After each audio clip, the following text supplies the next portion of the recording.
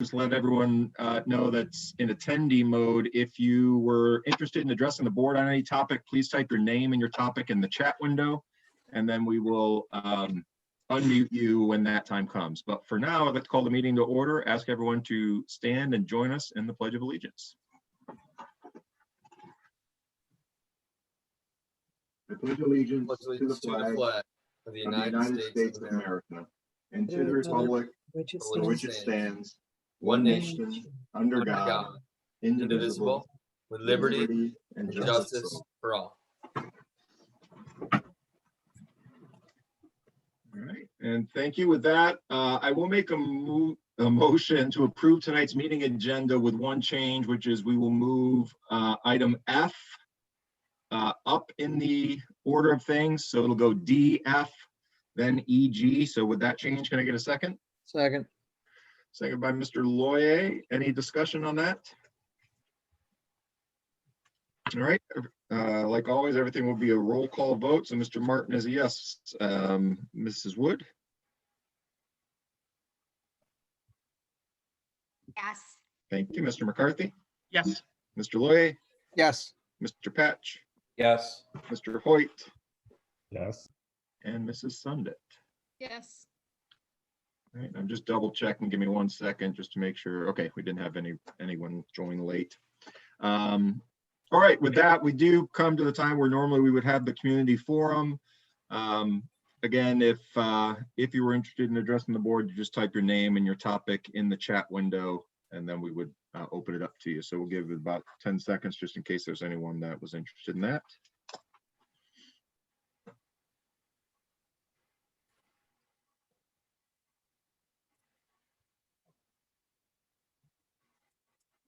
All right, we'll call it all good for now. Move on to item D. Can I get a motion to accept item D, personnel, in its entirety? I'll make the motion. Second. Motion by Mrs. Wood, second by Mr. McCarthy. I'm going to open it up for discussion on D. I had called Tom and Connie earlier just for clarification.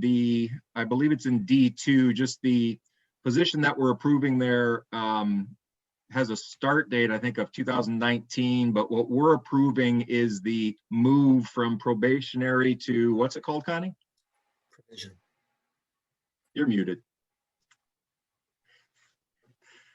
Permanent? Provisional. It's Provisional. like permanent. That's the lingo that they use for civil service.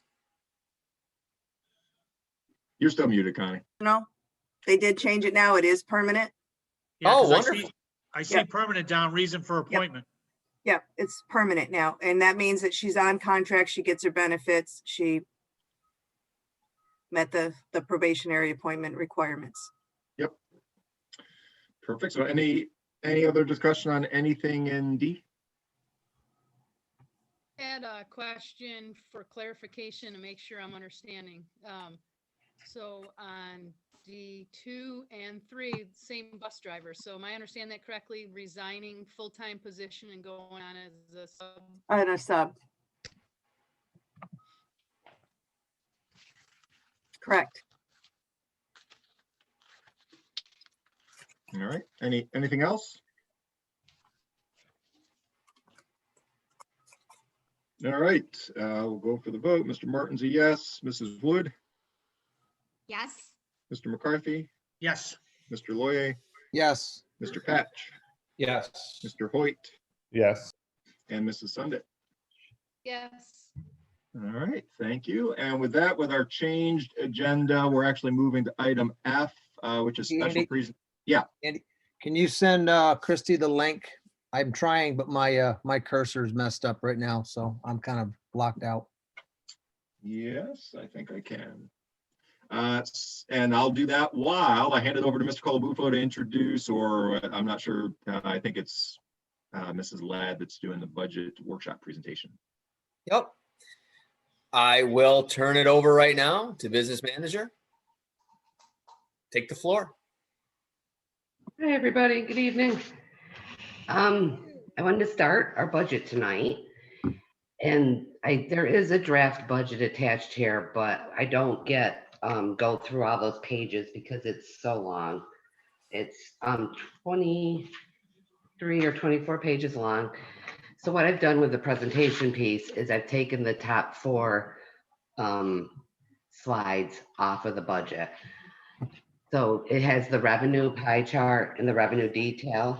And then we have the expenditure pie chart and the expenditure detail. And then I want to go through some highlights. But on the expenditure detail lines, in the budget itself, there's a full page basically for the itemized line items inside each of those details, each of the expenditure lines. So if you want to go forward, Connie. Our revenues don't change much from year to year. The pie chart is just a good rendition to give you a view of how much of our revenues come from state aid versus the school taxes. And then small pieces come from other miscellaneous items and fund balance. So our revenues from state aid is going up 2%, and we'll discuss that when we get into it. The state aid package is a large increase, which is due to building aid increasing because we have our project coming online. You can go ahead, Connie, to the detail lines. The top portions here are the details of the revenue pieces, the beginning with the state aid and all the itemized line items that go with that. And then right in the center where there's a blank on the left-hand side are the 2 items, the year we're in now in the proposed budget are the stimulus packages. I just wanted to make it really clear that the money goes in and out. The governor gives us the stimulus money, but then takes it back in both of those items. The year we're in now, it's just under $1 million, about 958,000. The proposed package for next year includes $3.37 million in stimulus money. So Maureen, you mind if I say something there? Because No, not at all. we have a number of community members on, so I think it's important. They could probably help start reinforcing this message early.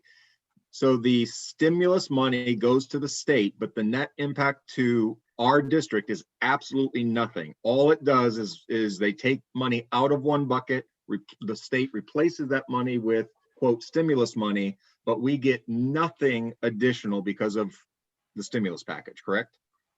Correct.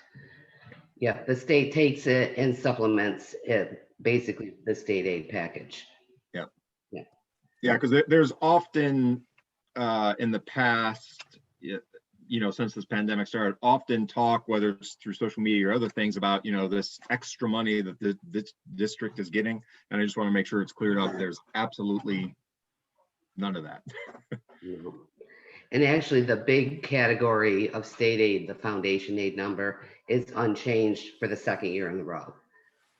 The other state aid amounts increase and decrease depending on the expenditures. They're expense driven aids. So the big number is exactly the same. There's been no increase for 2 years now, or no projected increase for the 2nd year. On the expenditure side, the pie graph, just to give it to you in kind of the large buckets, the salaries and the fringe benefits are the 2 big pieces of the pie. They make up, give or take, 75% of our budget. That's basically the same for all school districts. We are a service-driven industry, and it's the people that are running the districts and the teachers and the TAs and everybody that's in there. And the next big item is our BOCE services. After that is our debt service, which is essentially mortgage payments. You can think of it as we do capital projects, we take out debt and then we make payments over 15 years.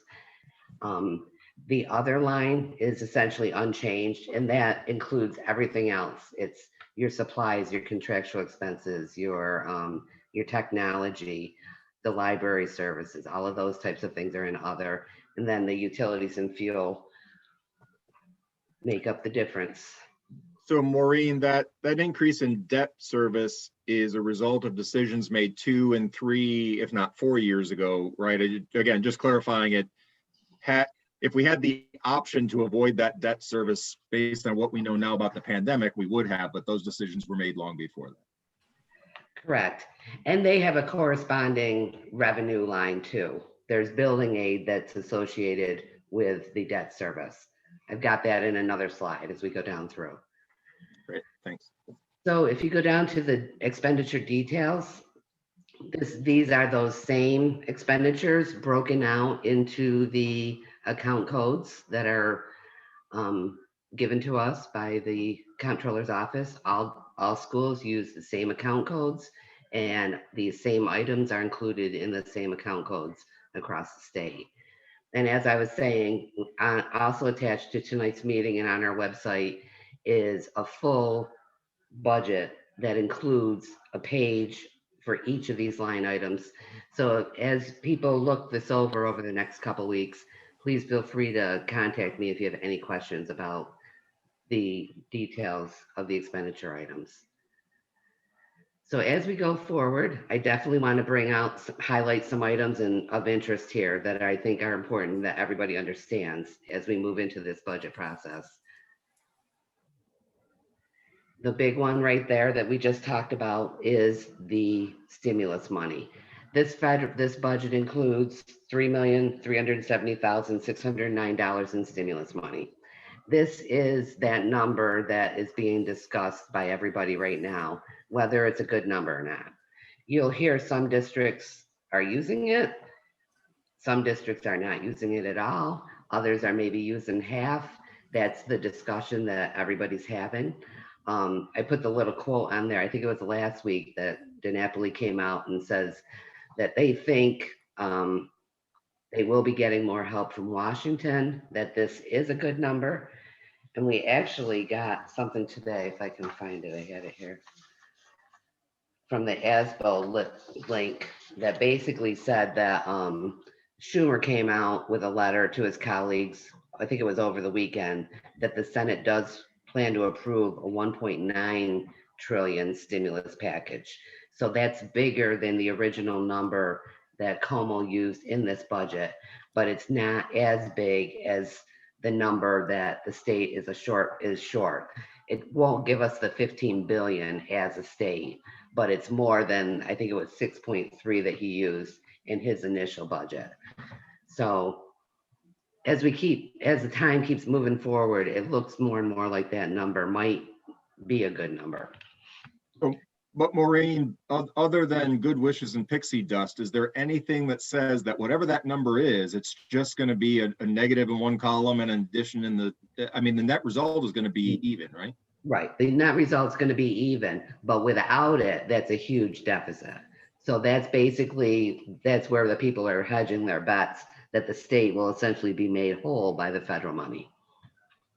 In which case districts will be fairly even. Between that basically shores up the foundation aid at this year's level and last year's level. On the next page, I really want to highlight the tax levy, which is a 0% increase. We talked about this at the last board meeting, but I think it's important for the public and everybody to understand that the board and the administration is not entertaining a tax levy this year. Given the circumstances that everybody's in, we feel that this is the year to do that. I just wanted to put the next slide up there. It's a repeat of last time. Although the district and the board and the administration is not increasing the tax levy, the tax rates across our district do fluctuate because the levy is only one piece of the tax bill.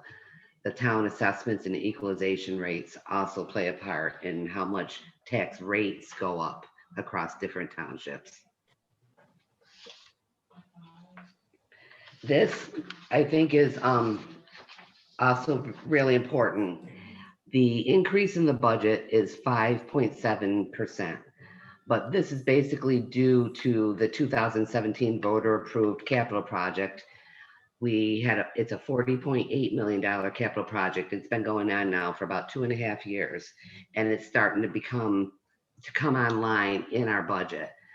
As these projects become finished, we submit final project reports to the state, and then we bond for the amount of money that the project costs, and then the state starts giving us building aid to help pay for that. So if you go to the next slide, I've highlighted the pieces. On the revenue side up on the top, the building aid, you see the large increase in there that is projected to come online for the 21-22 year. And on the expenditure side, I pulled out that piece, but it's the transfer to other funds, which is basically to debt service. And you can see that that's correspondingly going up the same amount. So what I wanted to show, if you move forward to the next one, is without the increase on both sides there, our budget would really be going up about 2.5%.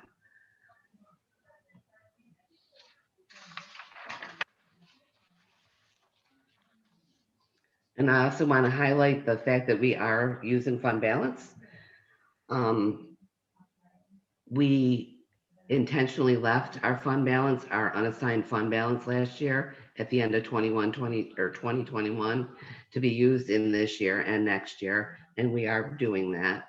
So, and I also am attaching the slide from last September to remind us all that we left this unassigned fund balance number there. It's higher than the 4%, knowing that we were going to be using it in the future, and we've started using it. And those are the big items that I wanted to make sure are highlighted here. But obviously there's a lot to that budget, and I'm sure we'll be looking at it over the next couple of weeks. In March, the 2 board meetings in March, we'll be going through all the various pieces that are in the budget, and then getting ready to move it forward. Maureen, if I could just jump in. So one of the reasons we had the discussion that we wanted to have no tax increase no increase to the tax levy this year is if people looked at our reserves and they looked at our ST3s, we look like obviously we're in really good shape. We made a bunch of really calculating good moves over the past 2-3 years to get where we're at right now. And it's that unknown about how much Cuomo will be withholding that we don't know right now because of the New York State revenue has been hit so hard. But it's a lot easier for the community to be able to look at that and say, okay, you have this much in reserves, your ST3s are strong.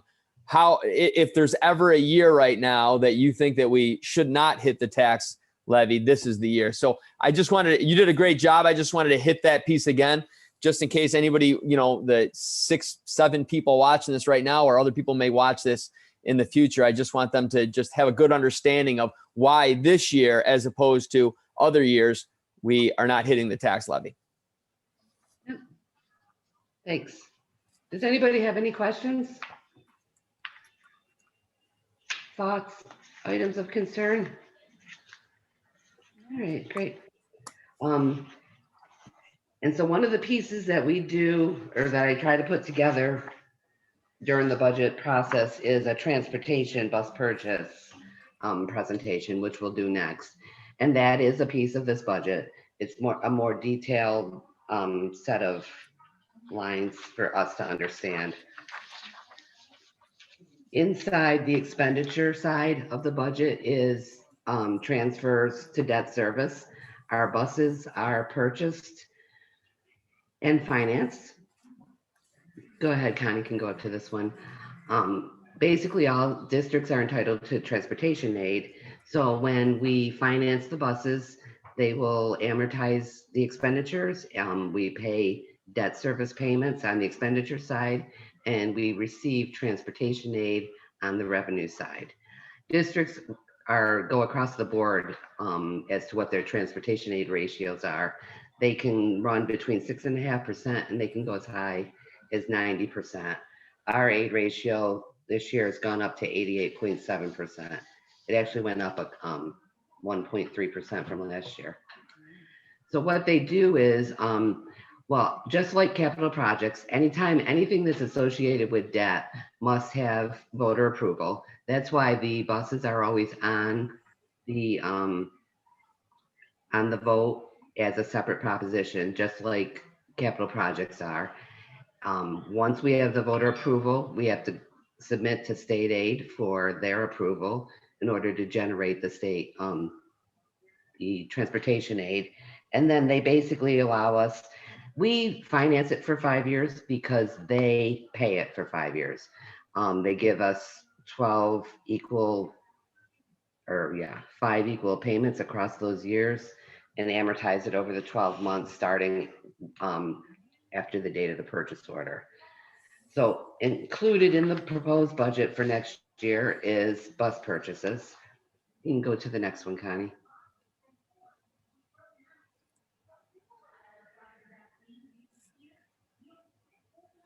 Because they are aided on a 5-year schedule, we basically have a 5-year debt history schedule always in the run.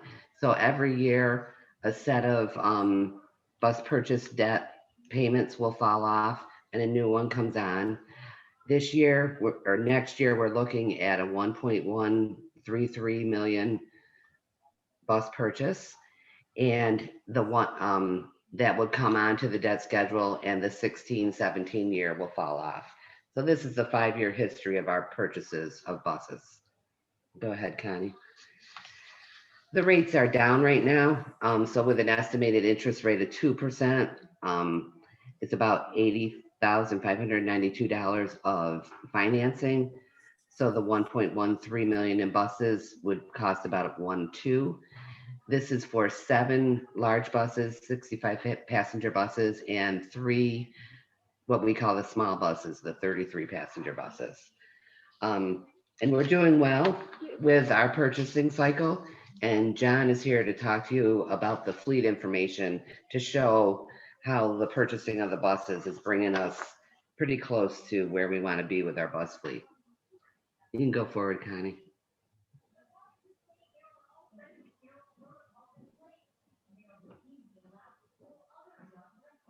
Okay, I'll jump in here.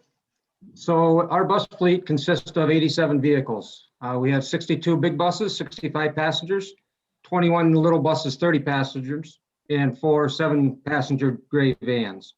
You want to click to the next slide, Connie, please?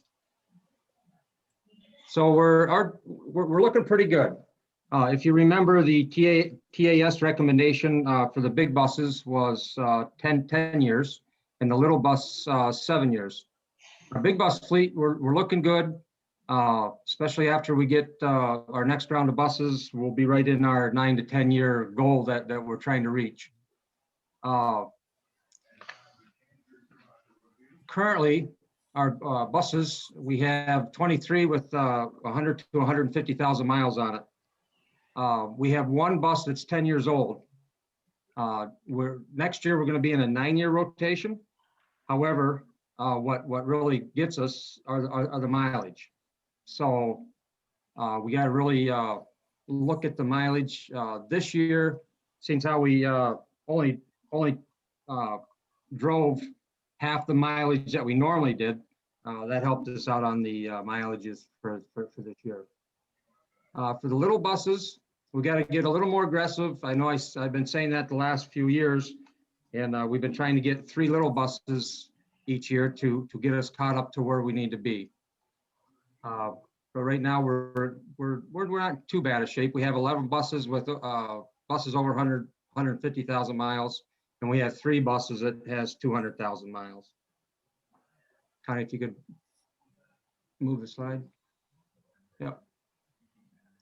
So with voter approval, we're going to look good for our 65 passenger buses. We're going to be at our 9-year rotation, which is great.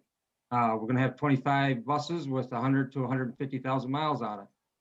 There again, we got to get with our 3 buses that we're going to hopefully get. That's going to put us to a 4 buses with over 10 years on them, and 9 buses with 100 and 150,000 miles on. So hopefully with your approval of our bus purchase, we can get to where we need to be.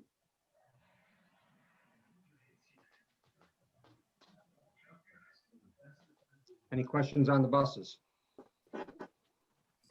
Yeah, hey, Mr. Pierce, it's Andy. Yeah. Connie, could you go back one? I'm just wondering, so I'm comparing last year to this year. So I understand this is with voter approval. right? But last year, the expectation was that with approval, our buses with 100 to 150,000 miles would be 19, but we're sitting with 25. So I guess my question is, are we, and when I say we, I mean we, the district, the board, not you. Are we Right. doing enough to replace them at the speed you need, or is this just a natural ebb and flow? Pretty much a natural ebb and flow. Maybe next year or the following year, I may ask for 4 or 5 maybe. But right now, I think if we just stick with the 3, I think we're going to get there where we need to be. All right. Good. Any other questions from the board?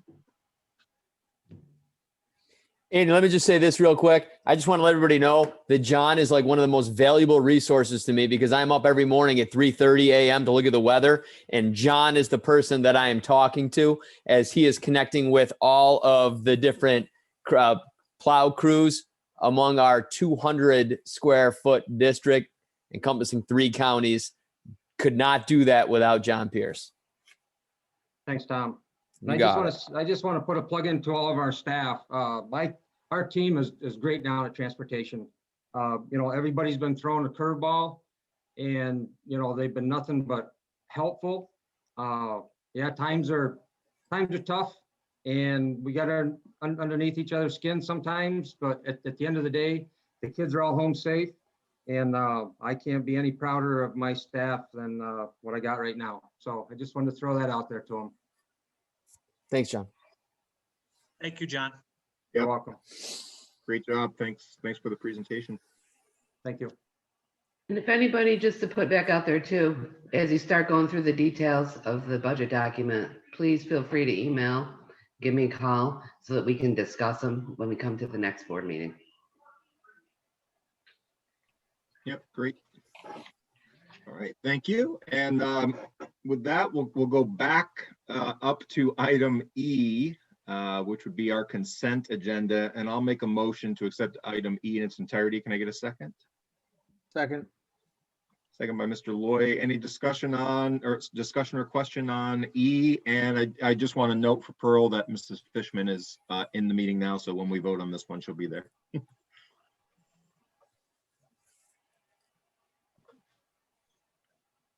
All right, with no questions, we'll go ahead and vote. Mr. Martin's a yes. Mrs. Fishman?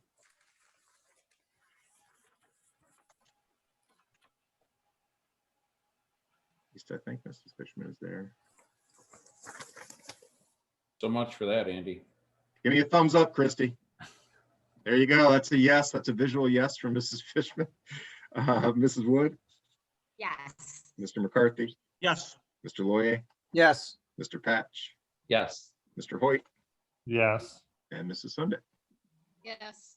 All right, thank you. Motion carries. Going into item G for reports, and I'll start actually if Mrs. Fishman can get unmuted. I know, Mrs. Fishman, you had wanted to bring up a topic. You know what? If it doesn't work with her, I had a long conversation with her and Aaron. Aaron can reiterate everything that Christy had said. Christy, if you want to do that, you can nod. Okay. Aaron, go ahead. You can say this conversation that you and I and Christy Fishman had today regarding the elementary. Yep. So one of Christy's questions to us was, as we look to change transportation routes and bid runs, common sense would prevail that we could extend the elementary school day as well. What I explained to, or get them in, longer in the day and possibly more. So more often. So what we talked about was right now our classrooms, until we have the 6-foot marker lifted, we are under that constraint. And right now with our kids in many of the classes in the district, at the elementary, having students in 4 days a week, our classes are maxed with what we can fit in within that 6-foot span. There are certain circumstances where kids who might not be special education are in 4 days a week due to situations outside of the child's control. So we have made a couple accommodations there if they have fit in the classrooms, and they might have changed teachers, but it has been for the benefit and safety of those kids. So that's that piece.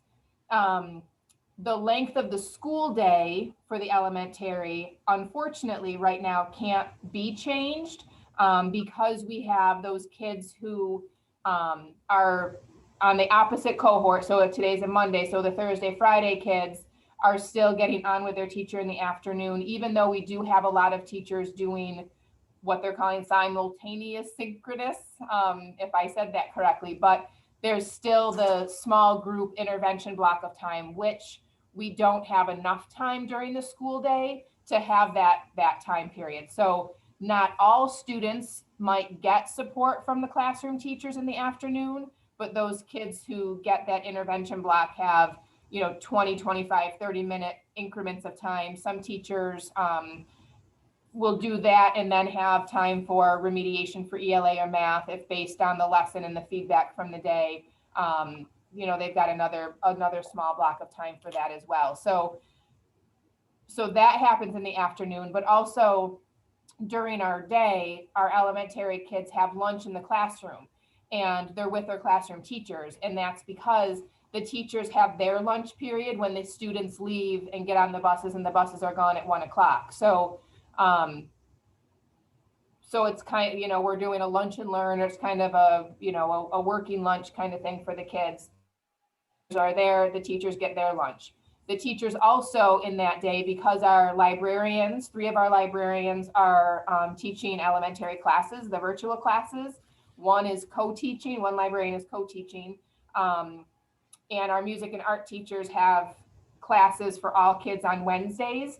That does not allow for, and the PE regulations are still such that we can't meet it for the full 40 minutes because of our time. And then they've also got the constraints of the 12-foot rule with masks on and all of that kind of thing. So, so we don't have a 40-minute planning time during the day. We don't have the ability to do that. So the teacher's planning time is also when our kids leave.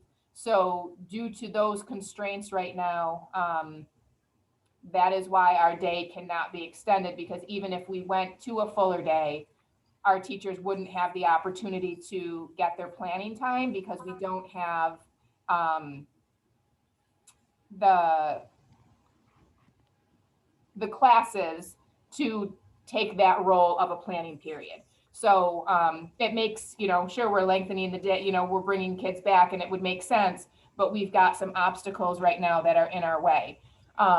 We spoke about, we know that we've heard that Onondaga County is looking at changing to 3 feet instead of the 6 feet. Tom has had conversations with the Oswego County Health Department about that change as well, because that's where we are. And then we had that conversation too, that we have to look into if we can do that. We're going to work to our ability to get that done and bring them in. There are still some constraints that we do have to look into, such as the cafeteria, how many kids can fit in there, an overflow room, cafeteria monitors, lengthening the time of lunches. So there's other pieces that the elementary principals, I started talking about this over vacation at our meeting, are looking at just to have, so that we're not behind the 8 ball when it does happen. So starting those conversations and things, sooner in case it does happen, we can get on it. So, and the other piece is the transportation, where if it gets lifted for the classrooms, what does that do for transportation? Does it change how many kids can fit on a bus? We don't know that either. So, so I think, Christy, were those all the highlights that we spoke about? I think I got them all.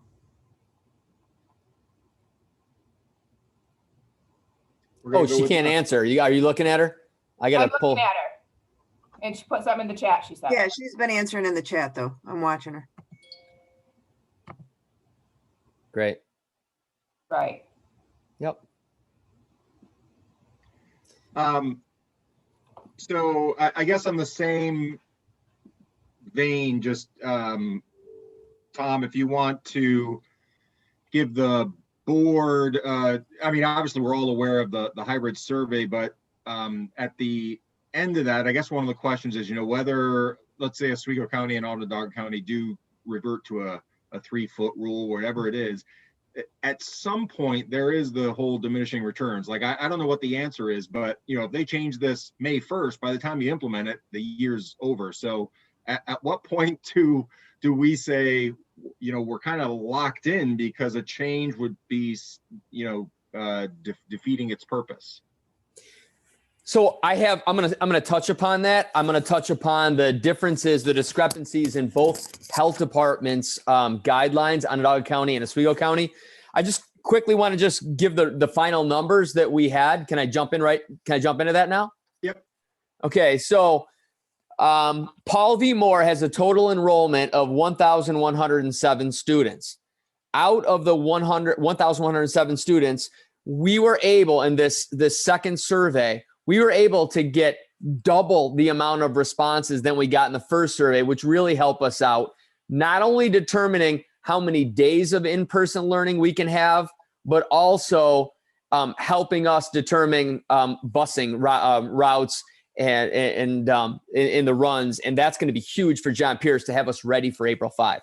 So out of Paul V. Moore's 1,107, we were able to account for 1,027 students.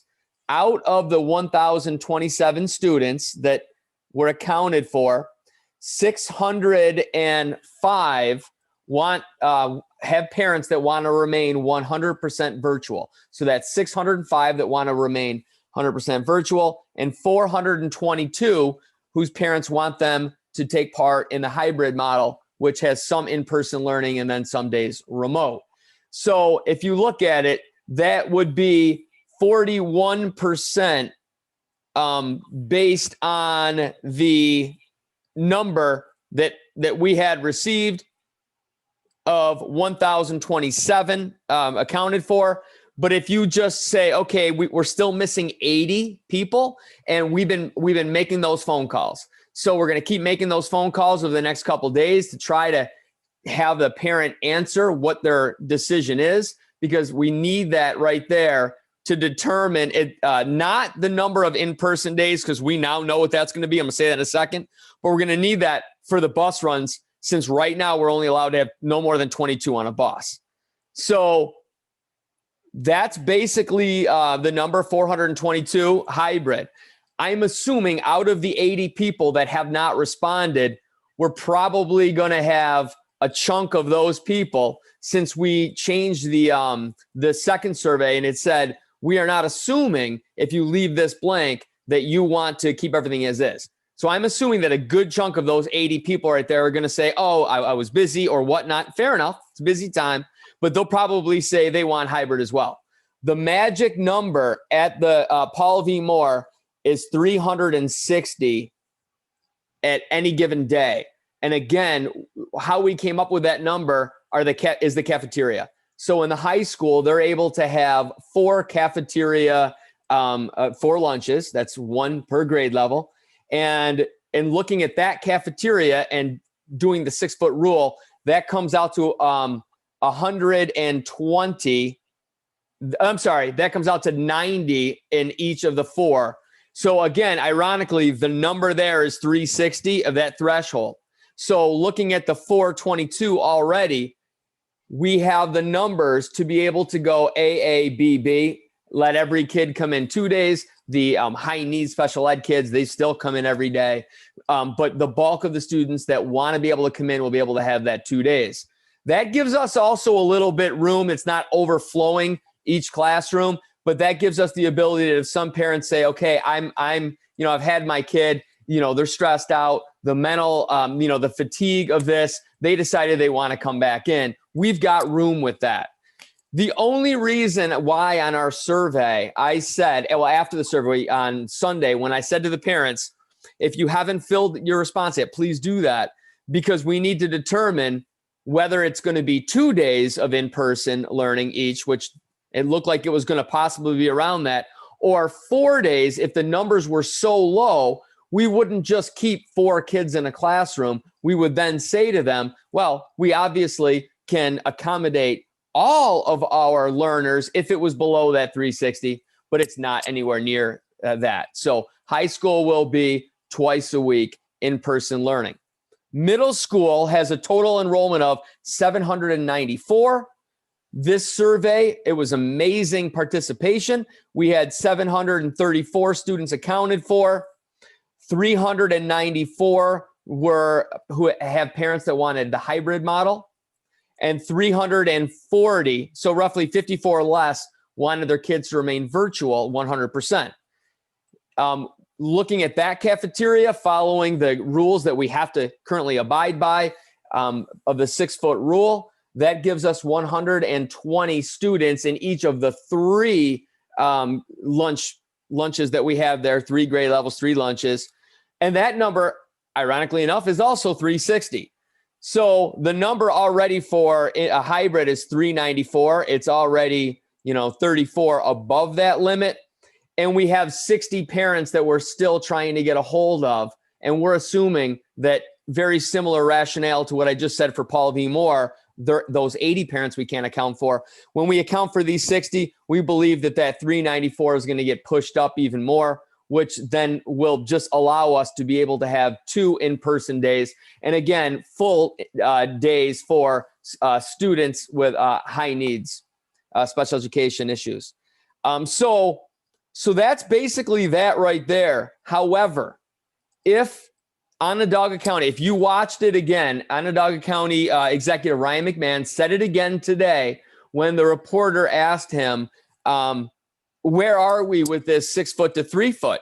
And he gave the rationale on how he believes that the local health departments have the authority to be able to do that. I have spoken several times with the Oswego County Health Department, and they have said to me, point blank, until they get something in writing from the New York State Health Department that says that they have the right to do that, they cannot make that move, is what they told me.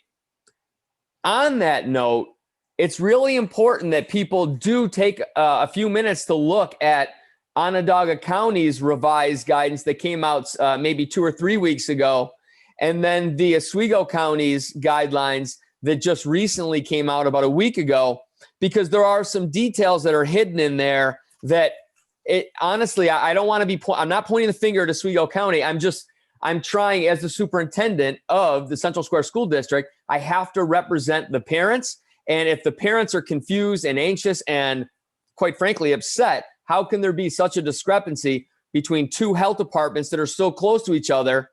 We have Brewerton Elementary that sits in Oswego County that's part of the Central Square School District. If all of a sudden something changes and Ryan McMahon has the Onondaga County Health Department allow to go from 6 to 3, well, that would pretty much mean that Brewerton Elementary can return to full capacity. But yet, the 3 other elementaries and the middle school and high school would still have to follow the 6-foot rule. So some of the details that are kind of stick out, the headlines, like the headings, for each of these Oswego counties and for Onondaga counties are the same. But there are some things that jump out. And I've had some parents call me up a lot over the past few days and say, Tom, are you aware that Onondaga County, where it says K-12 students with known seating assignments in each class, that's what we have seating assignments. It says there's a difference between COVID cases for symptomatic, meaning you have symptoms, or asymptomatic. For asymptomatic cases, there's no mandatory quarantine required at all. That is not the case in Oswego County. It doesn't even mention that anywhere on there for asymptomatic cases. We have a situation where we had a coach and a teacher that was quarantined because the 8-9 basketball team was quarantined. That's a special ed teacher, amazing teacher for us. And they were all quarantined. I got word on Sunday and then from the health department, and then he contacted me on Monday saying that the Onondaga County Health Department said he's not quarantined because it has been over 2 weeks since his last vaccination shot. So I called the Oswego County. They were quick to get back to me. They're really good at getting back to me. The contact tracers are great. And they said, I'm sorry, Tom, but Oswego County has not adopted that. So he must still be quarantined. So, and so I asked the question, I said, so basically we're getting all these, I believe we're above 95% of our teachers that are vaccinated right now. So I'm a little dumbfounded in the fact that they're part of the 1B category, yet they still would have to be quarantined if there was an exposure, but only 5 miles away, they don't have to be in Oswego County. And that's a real game changer. It also talks about mask wearing. Well, I know for a fact in Onondaga County, they allow the kids to have mask breaks. In the guidance for Onondaga County, it just says under important considerations, number 5, strict observance of the mask. But that's it. It doesn't say any more than that. I do know for a fact that they have breaks. I have heard Ryan McMahon mention that the schools in his county, they have breaks. Every hour they give the kid breaks.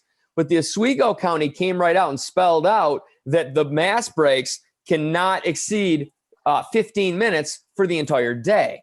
Well, that makes it extremely difficult to allow these kids to pull their mask down, for the length of the day. The reason why I bring this up, these are just some of the many discrepancies, the no spectators that are allowed at sports. I get those phone calls a lot, but they're allowed over at Onondaga County.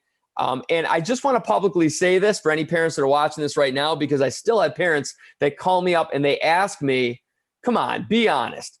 How can you support that? Here's the deal. I'm not the health department, but I would also be a hypocrite if I said that I don't go watch my son play soccer in an indoor facility every week and my youngest go to Ninja Warrior where I wear a mask and I'm socially distanced. So I don't want people thinking I'm a hypocrite, because the bottom line is we have a huge gymnasium and we would totally be able to accommodate not just 2 per student, but we would be able to accommodate not going more than 50% and doing that in a safe manner.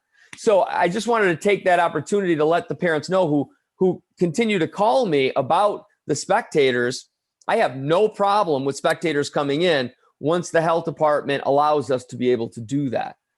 So Andy Martin, I wanted to touch upon our results. I wanted to touch upon some of the big discrepancies, and there are more when people look at these between the 2 health departments, not pointing the finger at Oswego County, but I don't see where the math or the science is different in Oswego County compared to Onondaga County. If anything, I believe we're down to under 145 countywide active cases, down from, mid-January of 1,400.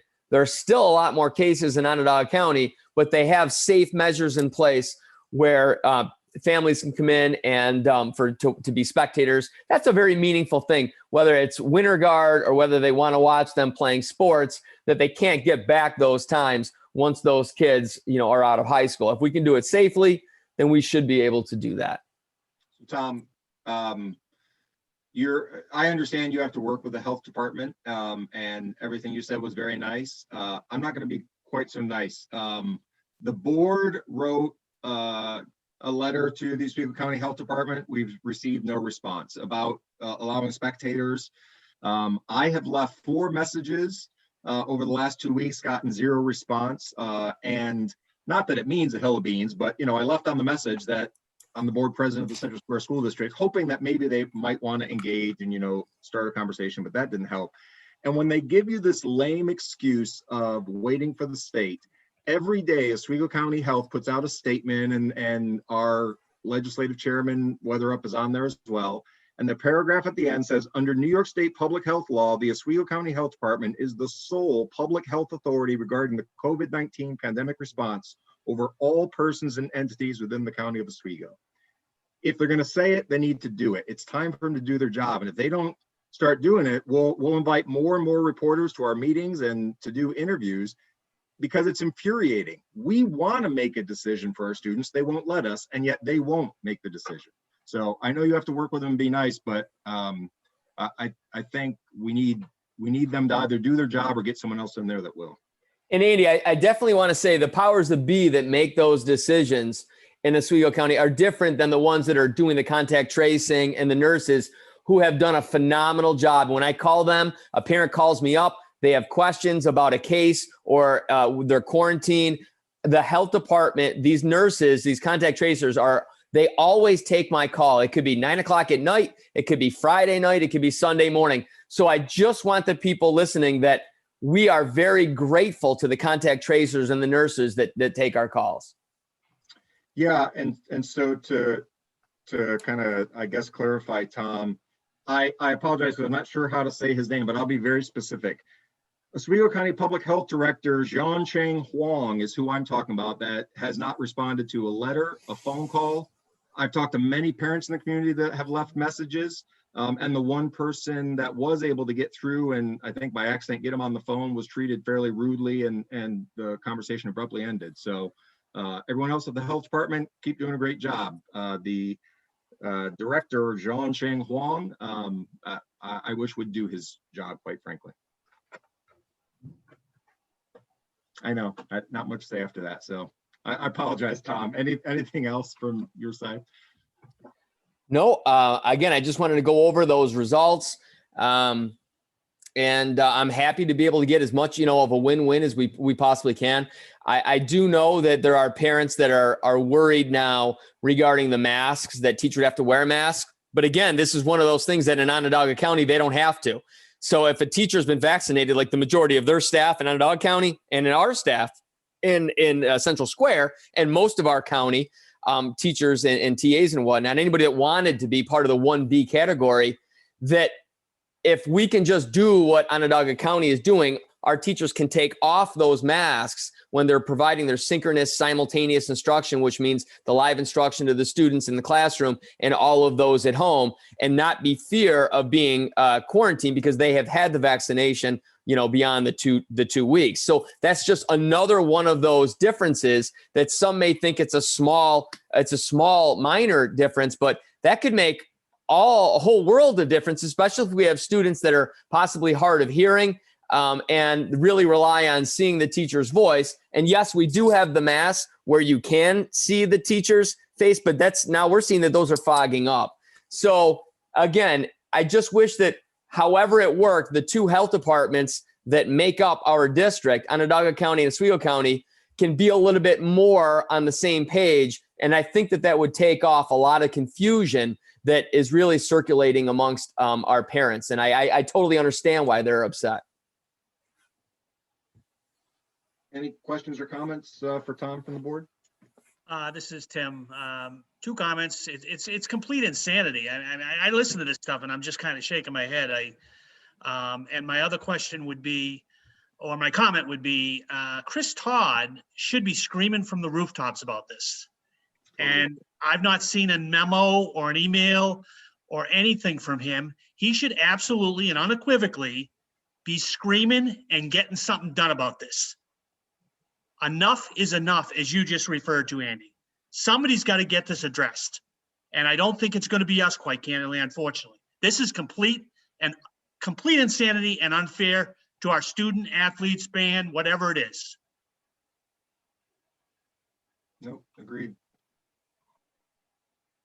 Agreed. So, Tom, because Christy can't be unmuted, just touch again on the question of, there is a point, I guess, of, I don't mean no return, but what have we identified a date that if these rules change, that it's kind of too late in the game for us to effectively either make the change or where there's not going to be the benefit? Every time we make this, it impacts, and I do want to address this. It addressed the students and the parents and all that, obviously, but it also impacts our staff. And I know that all of them, the admin here, but all the teachers, the bus drivers, everyone is, trying to catch fog with their hands at some of this. They're reacting and doing a great job, but just what can you offer in the way of that conversation? So it's a difficult question to answer because there are so many parents that have young kids that really rely, and they're juggling their schedules, and they also see how much more they're saying that their kids really benefit for those in-person days. And again, there are some parents for their children, it's a whole different ballgame. If there's a parent that's able to be home with their child always, that's a whole different playing field than somebody that's not home. But from what I've gathered so far, parents at the elementary are just ready. that if the 6-foot rule drops to the 3-foot rule and we can bring everybody back, that's a conversation that I've been having with John Pierce on how long would that take to be able to, change those routes and pick up all those kids and bring them in.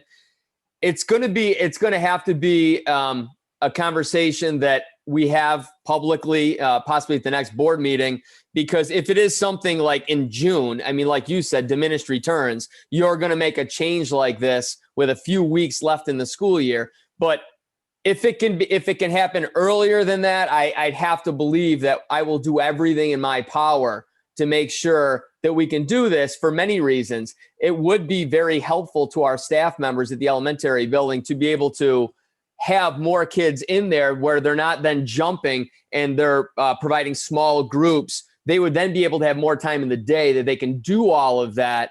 And we can just take that huge leap forward. Hopefully the governor starts next year off with no restrictions. And if he wants to say 3-foot rule, that's fine. That's a normal classroom for us, as opposed to starting it off with the 6-foot rule and hybrid all over again.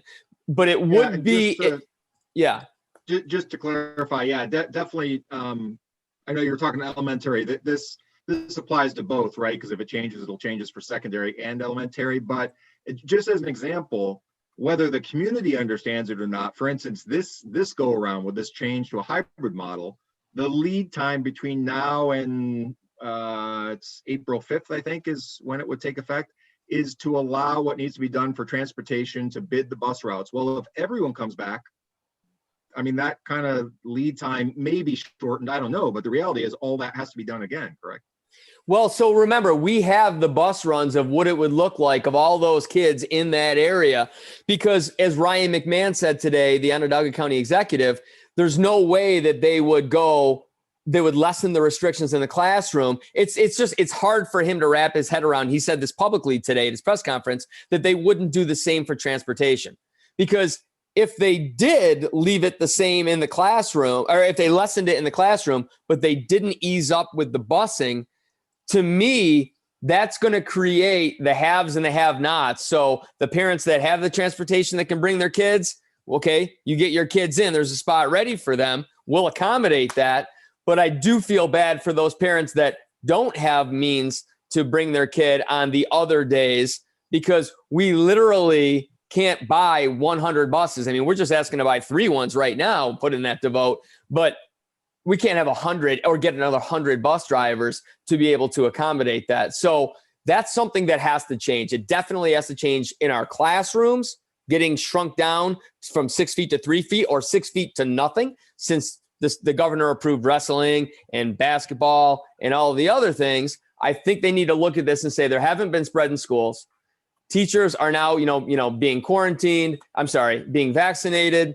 A lot of things have changed. That we're under 1% in the county with, transmission rates. I believe that we're good to lessen it on the buses as well. But right, it's not just elementary. It would then have the opportunity for us to return to normal in our elementary, middle, and high school. But let me, at the next board meeting, hopefully I'll have a little bit more concrete information on how that would work. And I'm assuming it would be a lot easier if the 6-foot restriction is gone on the bus, because now we're just going into TransFinder, populating the TransFinder software we have and say, okay, here's this one North Shore route. Boom. Those are all the people on that bus. We're good to go. Right. And I understand and frankly like Mr. McMahon's optimism, but saying that he can't believe they would change it in one and not the other, that would be almost as unbelievable as them allowing a one-on-one visit holding someone's hand in the nursing home, but not allowing spectators in a gymnasium 40 feet away from any student near them. I mean, that's the type of mentality we're dealing with. So I like his optimism, but I'm not sure it's going to happen. So any other questions for Tom or anyone else on this? Tom, anything else as far as the superintendent's report that you wanted to cover? No, but again, we're asked by students that email me regularly that, hey, if they lift this and we can go back to normal, would we go back to normal? And I said, yes. our goal is to get everything we can, especially for these seniors, where that window is closing and closing and closing. And I just feel like it's Groundhog's Day of the seniors that were emailing me last year going, Mr. Calabufo, you think we're going to get in at some point in the spring? And honestly, looking back naively now, I really thought we were. I really thought at some point, nobody knew it was going to be to this extent. So I feel like that same angst again, that I just want to be able to get as many students back in that want to be able to be back in, and their parents want to be able to be back in as we can. Before you know it, Andy, it will be May. And I just feel like with the cases as low as they are right now, I'm not reporting any cases each day right now. I just feel like if it was bad, we went the other way. We had masks required all the time. We went on pause, but I just feel like the health department should also look at this and say, okay, we can kind of ease off that valve like you always hear Cuomo's press conference. If now is not the time to lessen that valve, I don't know when is. Yep. Open it up to the rest of the board for any topics or questions.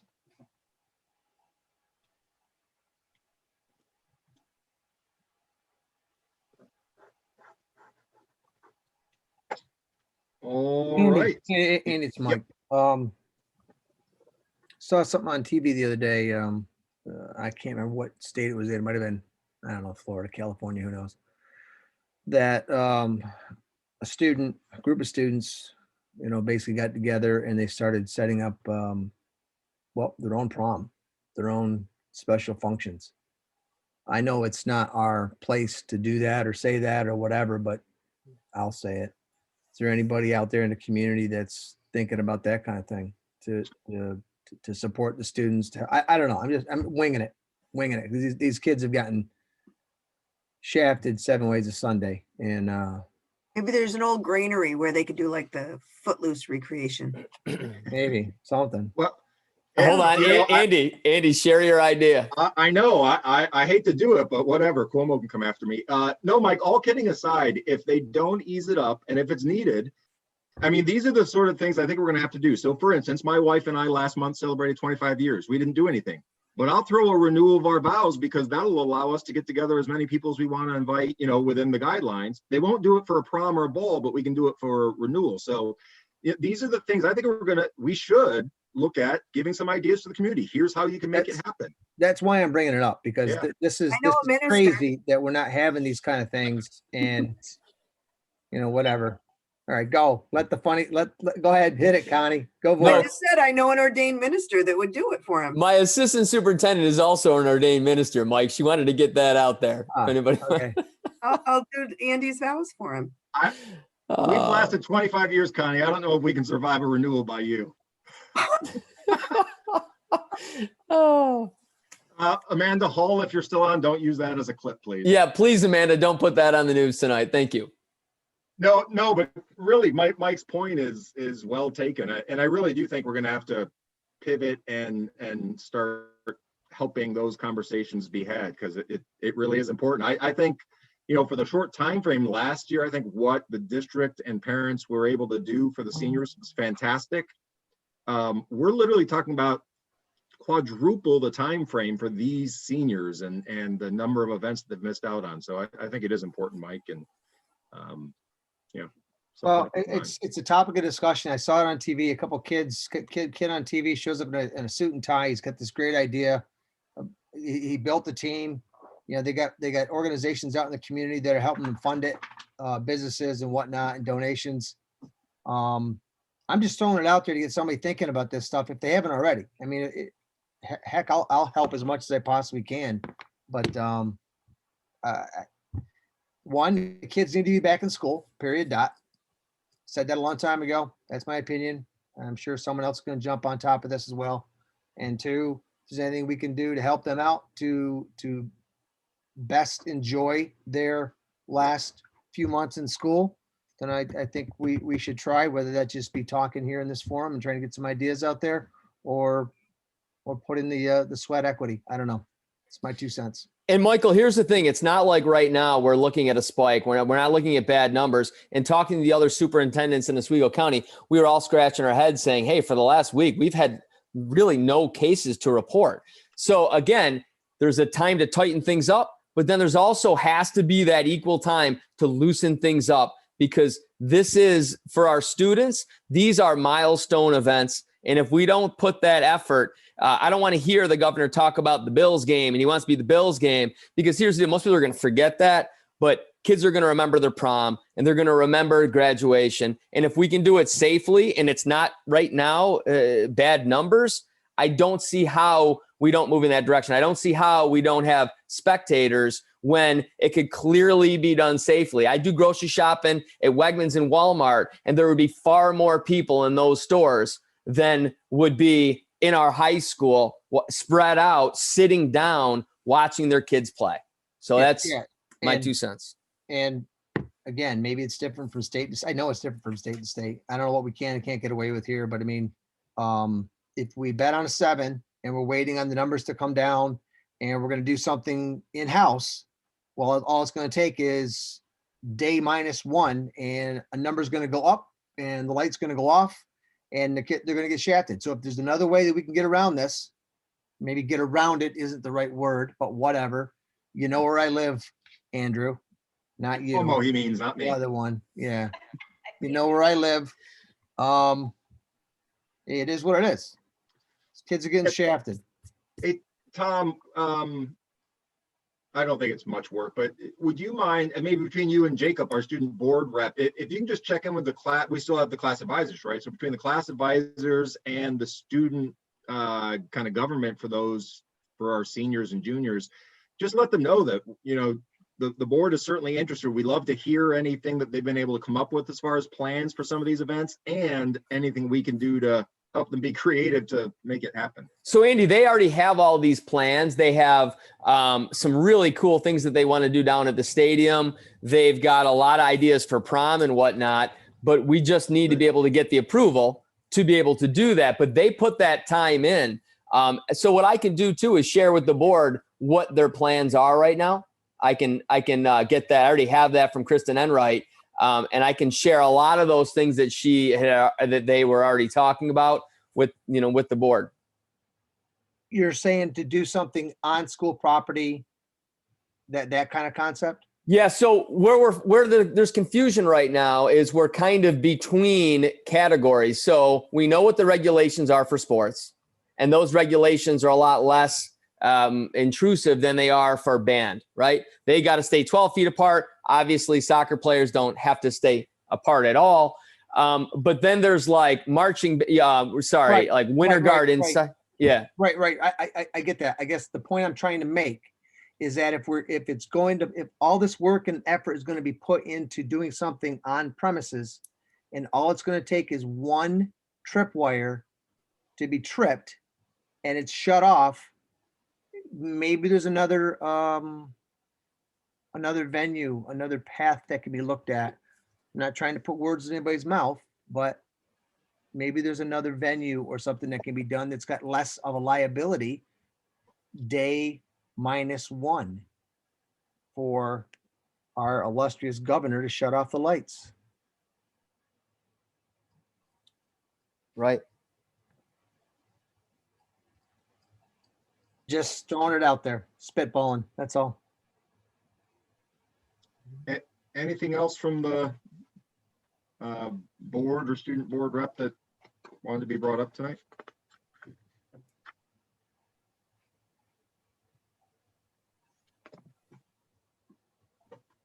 All right, then with that, we will move to our final items, which are item H. So I'll make a recommendation for item H1, which is the approval of the second reading of district policies. Can I get a second? Second. Second by Mr. Loy. Any discussion on these? And again, after assuming they're approved, then they will become our policies. There's only 2 of them tonight. So. All right, Mr. Martin is a yes. Mrs. Fishman? Oh, sorry, I got to look. Thank you. Mrs. Wood? Yes. Mr. McCarthy? Yes. Mr. Loyer? Yes. Mr. Patch, Yes. Mr. Hoyt, Yes. and Mrs. Sundit. Yes. All right, can I get a motion for item H2, approval of the Board of Elections agreement for the 21 school board elections? I'll make the Motion. motion. Motion by Mrs. Sundit, second by Mr. Second. Loye. Any discussion on this? And Pearl or Tom, is there anything you wanted or needed to say on this one? I mean, it's our standard boilerplate agreement we have to do every year, right? Correct.